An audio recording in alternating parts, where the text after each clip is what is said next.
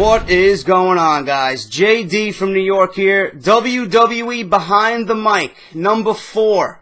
The 4th episode in my Behind the Mic series, giving you my preview and predictions for the Elimination Chamber pay-per-view this coming Sunday. I'm gonna actually run down the match card. I'm gonna go over who I think is gonna walk out victorious out of the Elimination Chamber, and gonna go over the undercard and give you my preview and predictions for everything happening this Sunday at the pay-per-view. I'm gonna talk about the Monday Night Raw following the Elimination Chamber, which is gonna be one of the biggest Monday Night Raws probably of all time because of the launch of the WWE Network. But before I get into that, guys, obviously you know the deal. Fuck those other guys. Fuck those other guys. This right here is your number one source for all your WWE needs right here on YouTube.com. Now, Elimination Chamber. What do I think of the Elimination Chamber pay-per-view? I actually have always enjoyed the Elimination Chamber pay-per-view. You know, you have the Royal Rumble, then you have that in-between, you know, that stop in the gap with the Elimination Chamber. Now, dating back to my favorite Elimination Chamber moment, which still stands the test of time right now, I don't think I've ever seen a better Elimination Chamber moment than what I'm about to discuss with you. It actually didn't take place at the Elimination Chamber pay-per-view. It actually took place at the New Year's Revolution pay-per-view, but it was inside a Elimination Chamber. Now, it was John Cena, Shawn Michaels, Kurt Angle, Carlito Cool, everybody remembers him, the Masterpiece Chris Masters, and Kane in an Elimination Chamber match for the WWE Championship. Now, why is this my favorite moment back in 2006 at New Year's Revolution? Because it was the first time we seen a Money in the Bank cash-in. Edge comes out after John Cena is brutalized and bloodied. After a hard-fought Elimination Chamber, Edge comes down with the consent of Vince McMahon, and the Rated R Superstar is born. He is born at the New Year's Revolution pay-per-view inside that Hell in a Cell back in 2006, and he wins the WWE Championship in shocking fashion. I can picture Joey Styles right now calling the match. It was unbelievable. It was an unbelievable moment, one that I will never forget because I actually seen it live as it happened on pay-per-view. Edge went on to be the Rated R Superstar. Edge went on to have a great feud with John Cena, and he went on to be... I mean, Edge's title reign was a little iffy. You know, he was that transitional champion. He was never that one guy that they gave the belt to and you just let him run with it. You know, he was always that in-between guy. You know, they gave it to Cena, then they gave it to Edge, then they gave it right back to John Cena. But Edge became the Rated R Superstar. He became the WWE Superstar that we actually become familiar with and know and love. And, you know, when Edge was the WWE Champion, actually, you know, he was probably one of the highest rated WWE champions. I remember back in the day when he won that belt in the Monday Night Raw following, and he had that whole live sex thing with Lita, which was fucking great. They were getting like +5 ratings for Monday Night Raw, and that was, you know, during a time when the WWE was in a slow period. You know, they did that whole Rated R Superstar thing, and it just blew up. You know, and then obviously the ratings, you know, went down and down and down, and you know they've pretty much been stagnant to the point where they're just getting about 2.93. They're lucky to grab a 3.3, 3.4. They don't really go higher than that. But Edge was the last champion that we've seen who was getting 5.0 ratings from Monday Night Raw on a weekly basis, and then obviously, like I said, the ratings, you know, took a decline and went downhill. But that was my favorite moment. It was the birth of the Rated R Superstar. Now, the Elimination Chamber always serves to be an exciting moment. I remember fucking Santino Marella. Santino Marella was in the Elimination Chamber, and he even made it exciting. I believe Edge and Rey Mysterio were in the Elimination Chamber a couple of years back, and you know they were gutting it out and fucking tooth and nail, you know, inside the Elimination Chamber. It's just a great match, you know, that serves up, you know, excitement that we usually don't see throughout the year. You know, 6 guys in the ring together, 4 in the pods, 2 guys start the match. Every 5 minutes, someone is released from the pods. It's just a great time. Now, this year, we have, you know, we got Daniel Bryan, we have Sheamus, we have John Cena, we have Christian, Cesaro, and the WWE Champion Randy Orton. Now, if I look at my notes here and who is... actually, who else is on the card? I'm going to talk about the main event first. Let me get to my notes. I don't know what's going on here. But that's the Elimination Chamber this year. For the WWE World Heavyweight Championship. They now have one championship belt. Now, Randy Orton, the whole storyline with Randy Orton right now is he's on a losing streak. You know, he's actually that one guy the WWE or the Authority wanted to have faith in. You know, they wanted him to be the face of the WWE. Now, the Authority, in my opinion, is kind of on the fences with Randy Orton. They may not see him as that guy that, you know, can carry the company. And this is what the whole storyline is. You know, Sheamus beat Randy Orton on Monday Night Raw, I believe by disqualification. John Cena defeated Randy Orton. Daniel Bryan defeated Randy Orton. Cesaro beat Randy Orton. And Christian was the only one to lose. Christian lost to Randy Orton. So Randy Orton got one win, lost against the other four guys. So he's 1-4 against his opponents leading into the Elimination Chamber. Now, I like this even though it's a little simplistic and it's a little predictable. Randy Orton, you know, should be struggling going into the Elimination Chamber. All WWE champions should be struggling going into the Elimination Chamber. The WWE champion should be the underdog going into the Elimination Chamber because, you know, the winner of the Royal Rumble, he just lasted 30 men. Okay? He lasted 30 men. He's got his ticket punched to WrestleMania. He's in the main event, you know, this year being Batista, which nobody agrees with, but that's just the way it is. Now, Randy Orton, the WWE champion, has to struggle. You know, he sees Batista. He sees the winner of the Royal Rumble going to WrestleMania. He wants to be there as well. So, the WWE champion always has a little bit more of a harder road, a tougher road to get to the main event of WrestleMania. And this year is no different with Randy Orton. And Triple H and Stephanie and the Authority made sure that it was going to be a little bit difficult. And I like this storyline because, you know, it shows the struggle as a WWE champion, what he has to go through to actually get to the chamber and try and win that chamber. This is no easy task. You know, even though it's a scripted program, even though we know, you know, ins and outs of the business, this is a scripted program, but it shows the struggle that the WWE champion has to go through. That's why I like it. The WWE champion should always struggle leading into WrestleMania because he has the toughest odds out of anybody.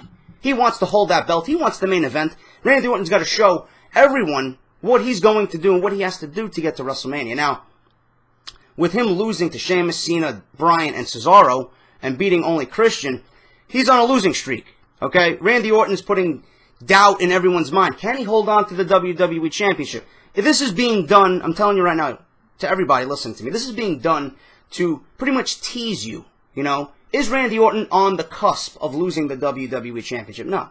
He's not going to lose the WWE Championship because that would be too predictable. Okay? Now, I've been watching, you know, WWE TV for quite some time now, 25 plus years.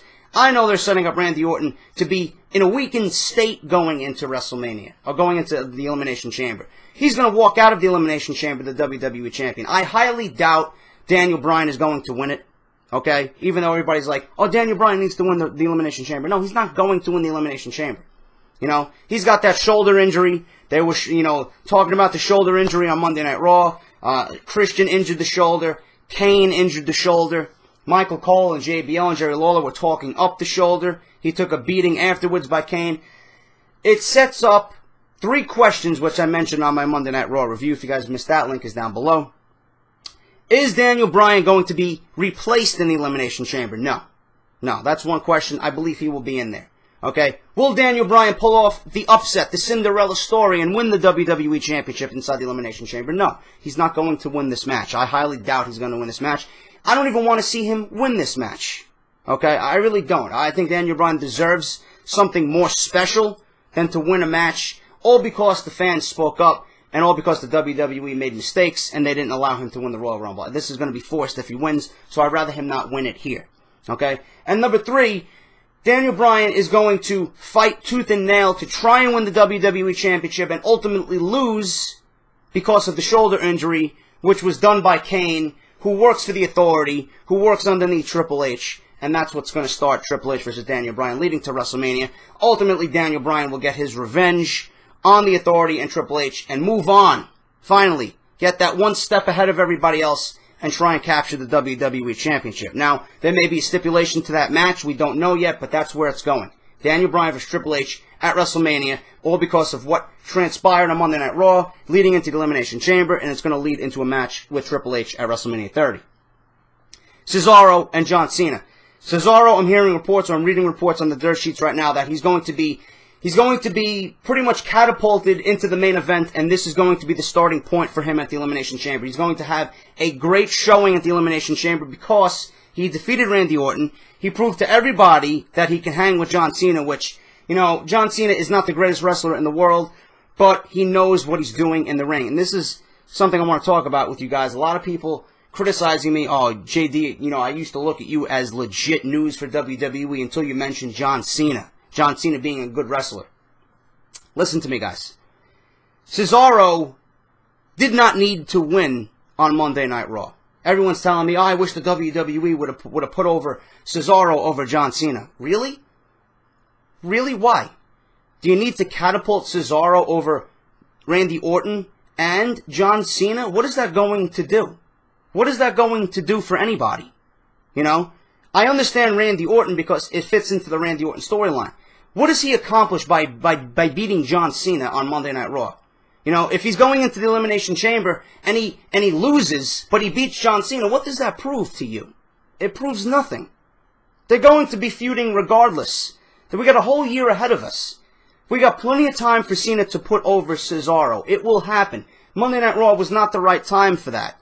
I am totally against superstars being catapulted into the main event scene, you know, and have that rocket pack on them, and then all of a sudden they get there and nobody knows what to do with them. I don't want that to happen. I don't want it to happen with Roman Reigns. I don't want it to happen with Antonio Cesaro, or Cesaro now. So, WWE made the right call with having John Cena beat Cesaro. Cesaro looked great in defeat. You know, I don't understand why everybody's like, oh, Cesaro should have won. He looked fantastic in defeat. It's not like he lost the match and he's a fucking scrub. You know, it's not like he lost anything. He actually gained more. And I have news on what happened after the match, backstage with his peers on Off the Script this week, and I'll talk about that and I'll talk about that in News and Rumors. But listen, Cesaro losing to Cena was the right call. Cesaro is going to make up for that in the Elimination Chamber. Watch it, guarantee you. Okay. Now on the topic of John Cena, listen, I don't like John Cena. All those people who have criticized me on my Monday Night Raw review in the comment section, I don't like John Cena. Okay? Number one, I'm still a legit source for WWE News and Rumors and opinions on here, number one. I may be a small channel with 12,000 subs, but I know what the fuck I'm talking about. Okay? I've been watching the product a lot longer than most of you have. Okay? There's maybe a few of you sprinkled here and there that know a little bit more than me and know what you're talking about, because I see you on a weekly basis down in the comments. John Cena, I hate him. I hate his character. It's stale, it's boring. He's the Hulk Hogan of this generation. And I don't like that. I hated Hulk Hogan, and I became a Hulkamaniac when he turned heel.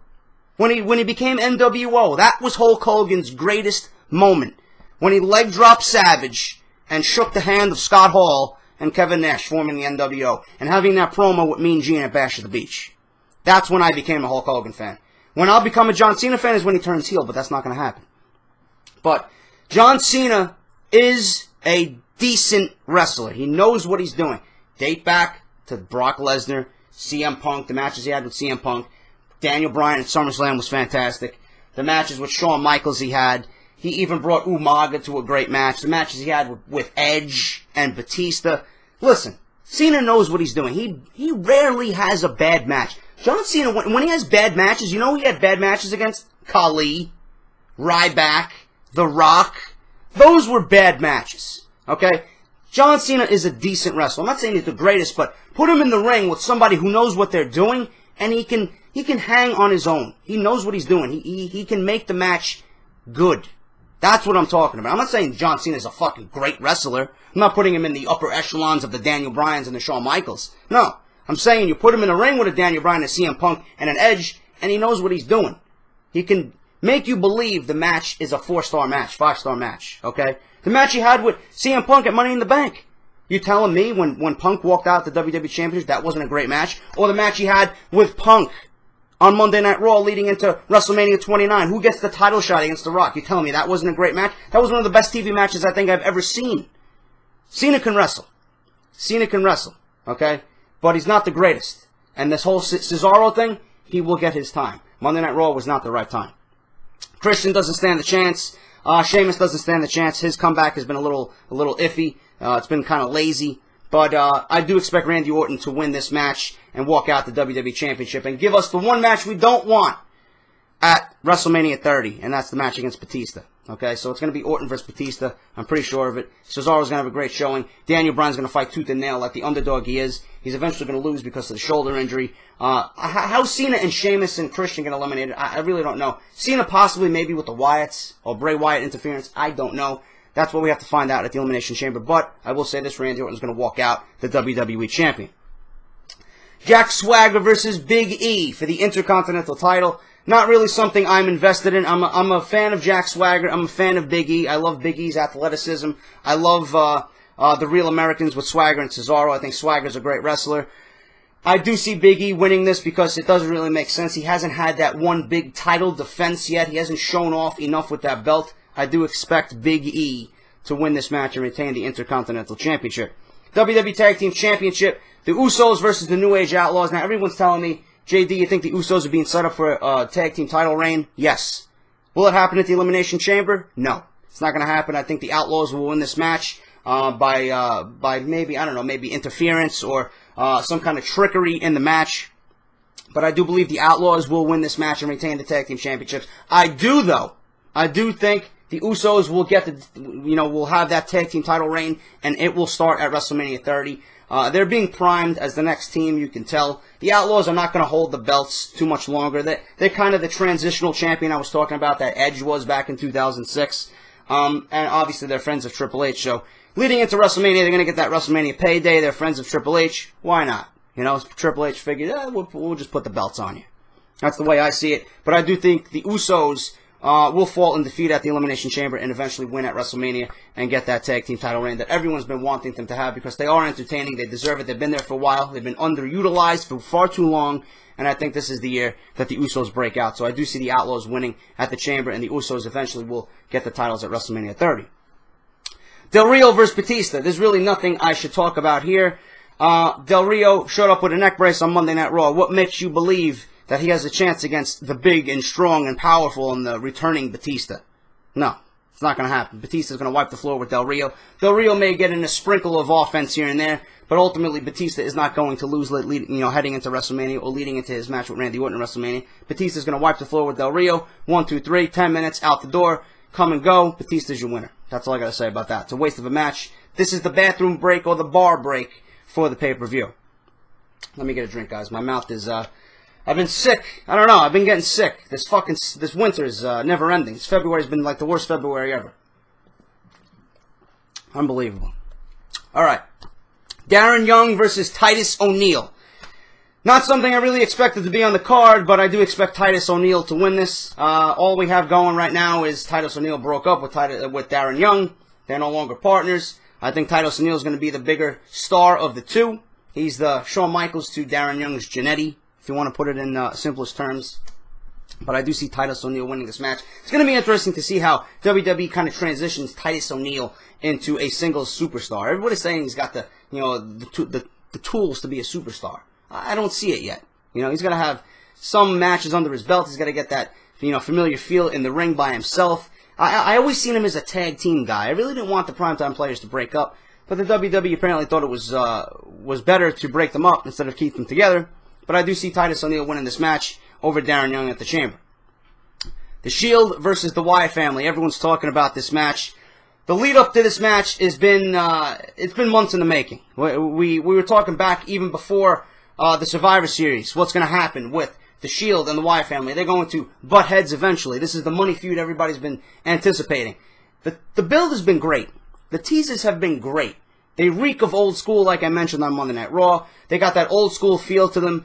Nobody's laid a hand on each other since this match has been announced, and that's the right way to do it. That's smart booking. You don't want to give away everything too soon. You don't want to give away anything right now before the pay-per-view, because this is the one match people are going to pay to see.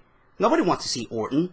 Nobody wants to see Christian and Sheamus and what's going to happen in the Chamber. That's secondary to me. This is probably the best match on the card on Sunday.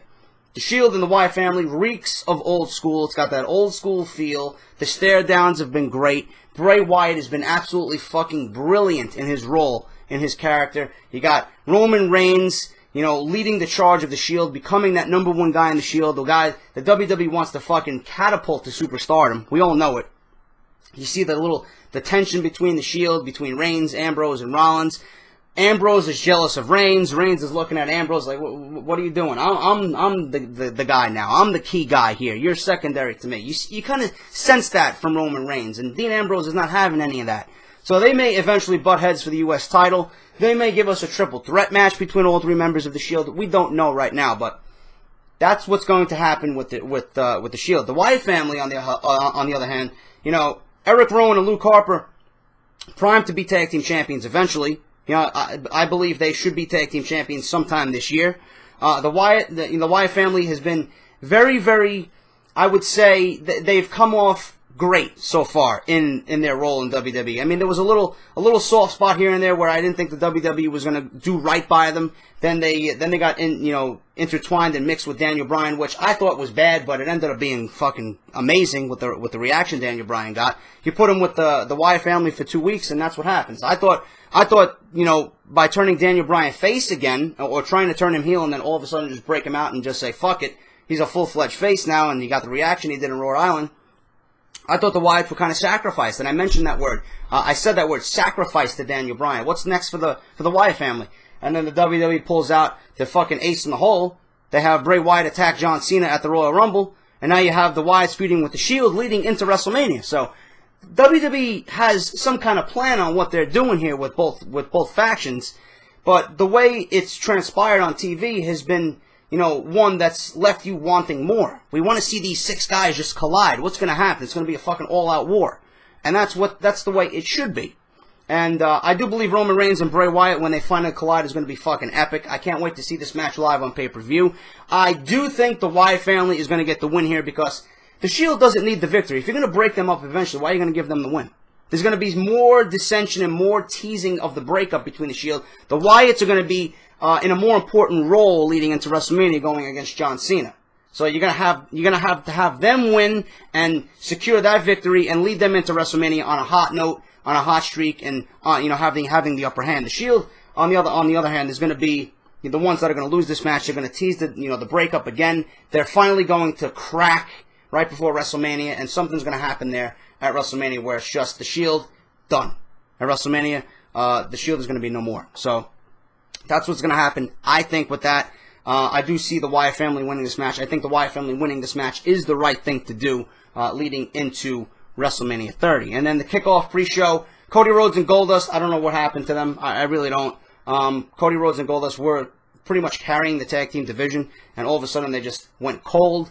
They're going against Ryback and Curtis Axel, or Axel, Ryback, whatever the fuck you guys are calling these guys nowadays. Back Axel, what are they calling them? I don't even fucking know. But anyway, I see Cody Rhodes and Goldust actually getting the win over Ryback and Curtis Axel on the pre-show. There's no reason for them not to win this match unless they just want to completely bury them. But I do see Cody Rhodes and Goldust winning this match on the kickoff show for the Elimination Chamber. But that's my preview and predictions for you guys. I hope you enjoyed. I will have Off the Script. WWE Weekend Review is now renamed Off the Script. News and rumors for you guys this coming Saturday morning. It is going to be a new look. I'm getting one of my buddies, Isaac, who does all my WWE thumbnails, to work on something for me. Hopefully he has that done for, for Friday so I can actually record it for you guys. But Off the Script will be introduced on Saturday morning, so look forward to that, guys. I want to know your opinions on everything. It's going to be the same concept, but just under a different name. Nothing new, just a new name.